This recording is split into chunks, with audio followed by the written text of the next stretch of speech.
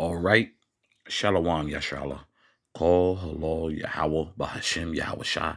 Yahweh Bahashem Yahweh Shah. Waharaka Kodash Barakatham. I like to give double honors to the apostles, bishops, and elders of Great Millstone who rule well. Salutations to the select number of Akim pushing his truth and sincerity in four corners of the round earth.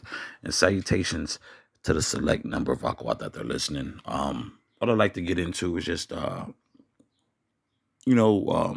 whole Israel and Iranian thing. I just want to touch on a simple fact, man. Hey, we're here, really at the at World War III, man.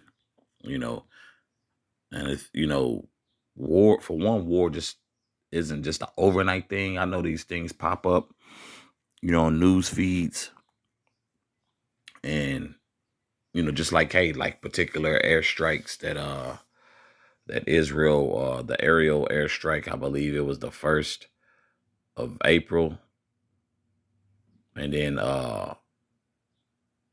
Iran attacked. They retaliated, okay, because Israel took out some high Iranian military.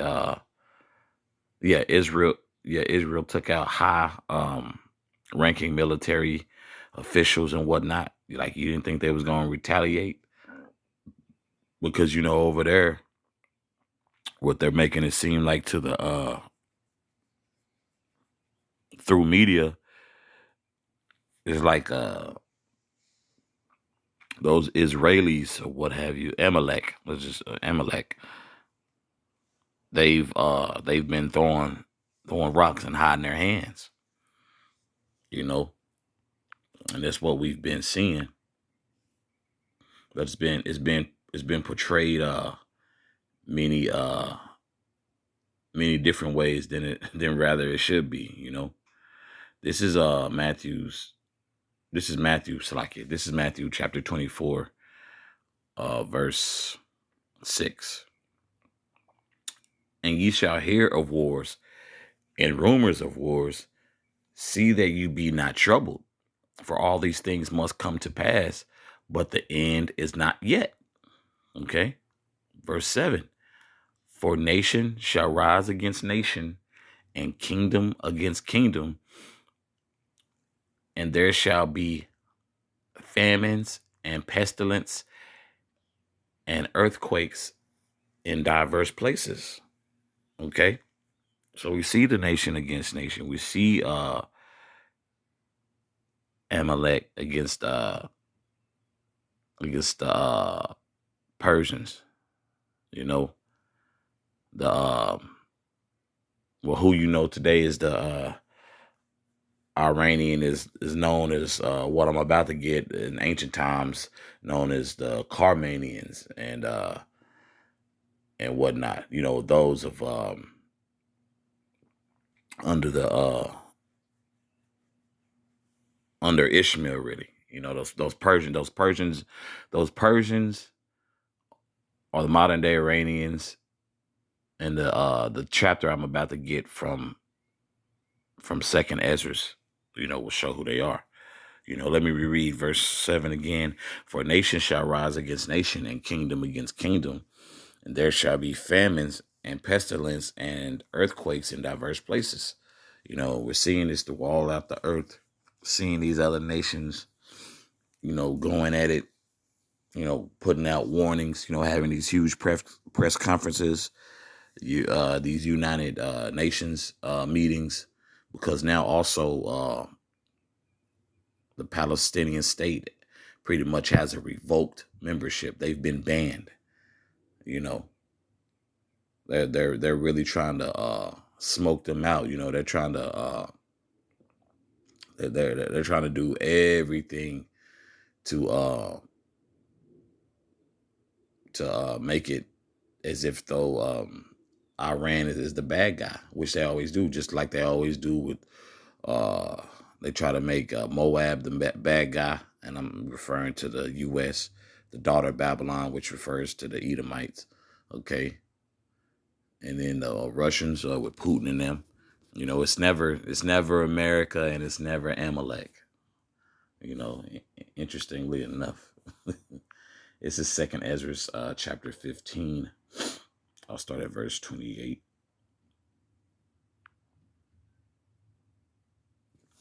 It says, this is second Ezra chapter 15, verse 28. Behold, behold an horrible vision and the appearance thereof from the east.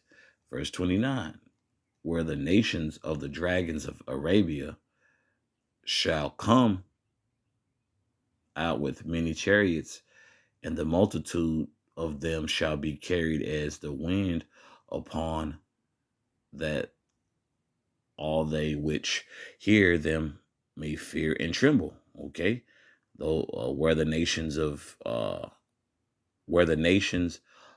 the dragons of Arabia, right? That's Ishmael. That's going into Ishmael, because you know all the when you look over there in the Middle East, they got all that. You got Ishmael, and then what I'm about to read next is verse 30. It says, also the Carmanians raging in wrath shall go forth as the wild boars of the wood. And those Carmanians are referring to to Iran. Okay. Let me reread that. Verse 30. Also the Carmanians raging in wrath shall go forth as the wild boars of the wood, and with great power shall they come and join battle with them, and shall waste a portion of the land of the Assyrians. The land of the Assyrians is talking about America, man, Babylon. Okay, these nations, like it were the nations of the dragons of Arabia. This, hey, it's talking about Ishmael, and the Carmanians is talking about Iran. You know, the Middle East is fed up with man. They've been fed up.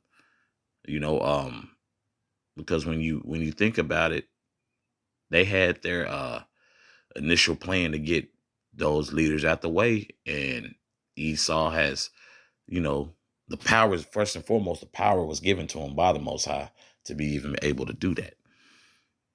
You know, so you no longer who you had Saddam Hussein, you had Bin Laden, you had Gaddafi from Libya, which is what North Africa, right? You know, so they're doing all these things to weaken these other nations so they can have more power, control, just like they did President Mousse, I believe, the Levite, the Jacob, the president of Haiti, had they assassinated him. He knows, you know, what he's doing, man. Okay, verse 31. And then shall the dragons have the upper hand, remembering their nature, and if they shall turn themselves, conspiring together in great power to persecute them. Okay, so these Middle East nations, these North African nations, really all these other nations, that United Nations table chart about to be flipped upside down, man, because everybody's getting tired of the West. Okay, everybody's getting tired of man. Okay, the broken promises, the pride, the arrogance, you know, the whole charade, man. And really, the jig is up for Esau. Okay, verse 32. Then shall so like it. Then these shall be troubled, bled, and keep silence through their power, and shall flee. Verse 33. And from the land of the Assyrians shall the enemy besiege them, and consume some of them, and in their host shall be fear and dread and strife among their kings. Okay, what we have those nations I just made mention of the of Ishmael, right? Of those Arabs, and then those Iranians, okay, which in ancient times, all Iranians is known as Persians, okay. So they're known, they're known by a different name today, but that's who that's referring to. And those Arabs and those Iranians, they've always they've always kept a close eye on them. Which, you know, Esau's in cahoots with everybody. You know, America's a snare, man. If you know, America's a snare. So, but these other nations who are in cahoots with America see what America really is about. Like, so that's what it's going into with the whole.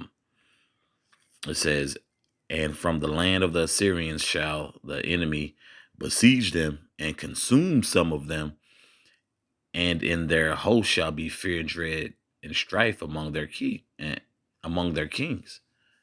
Meaning, hey, those Arabs, you got some Arabs and some Iranians who's already over here, okay, in the land of the Assyrians, okay.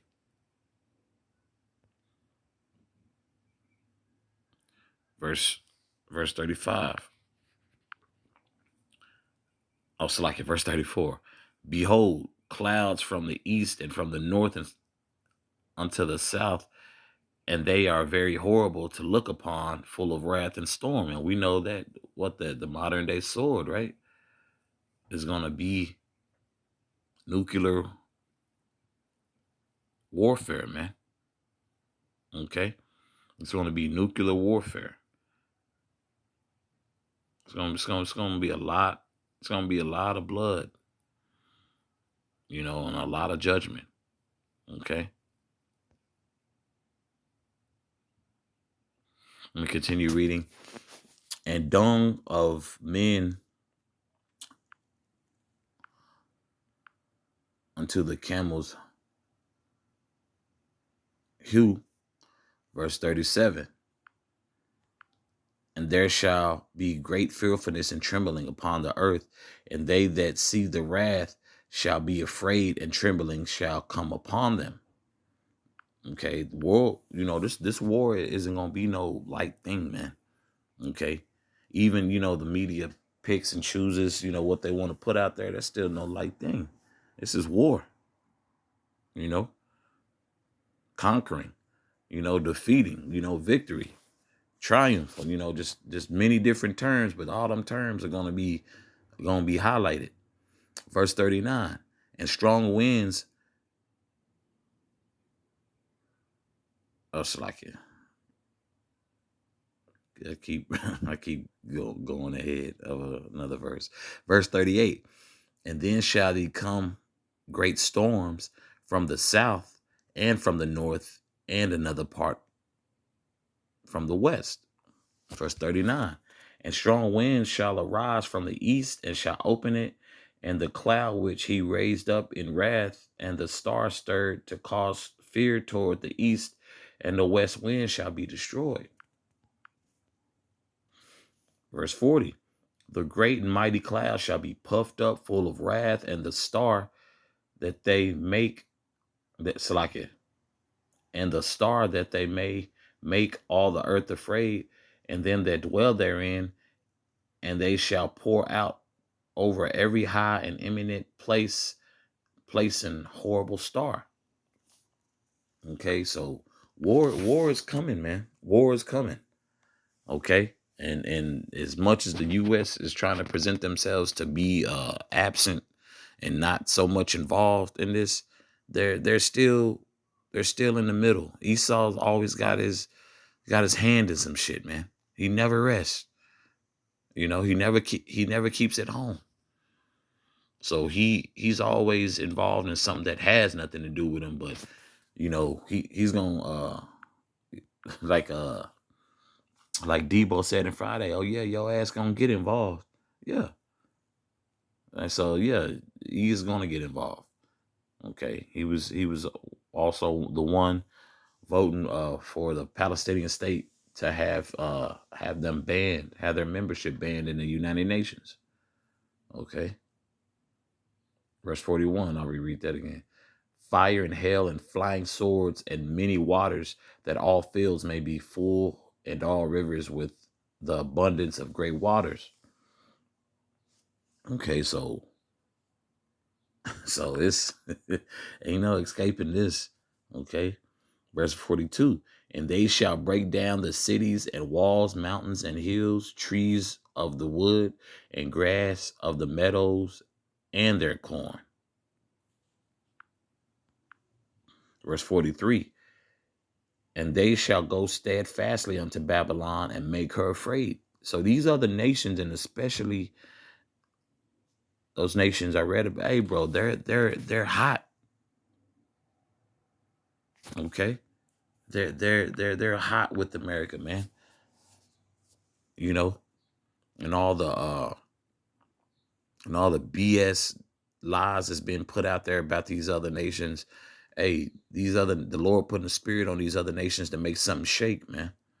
And that's what we're seeing right now. Verse 44, they shall come to her and besiege her, the star and all wrath shall they pour out upon her. Okay. A star, hey, that's talking about America, okay?